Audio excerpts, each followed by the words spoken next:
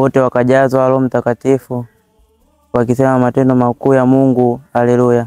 Tumsifu Yesu Kristo.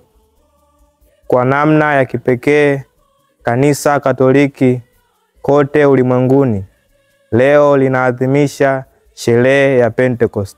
Katika siku hii tunakumbuka Roho Mtakatifu alipowashukia mitume kama ilivyoandikwa katika Injili ya Yohane sura 20 aya 19 mpaka 23. Pia tunaamini Kanisa Katoliki ilizaliwa siku hii. Hivyo basi tunadiriki kusema Happy birthday to the Holy Catholic Church. Sherehe hii huadhimishwa siku 50 baada ya kufufuka kwake Bwana wetu Yesu Kristo, na pia ni siku 10 baada ya kupaa kwake.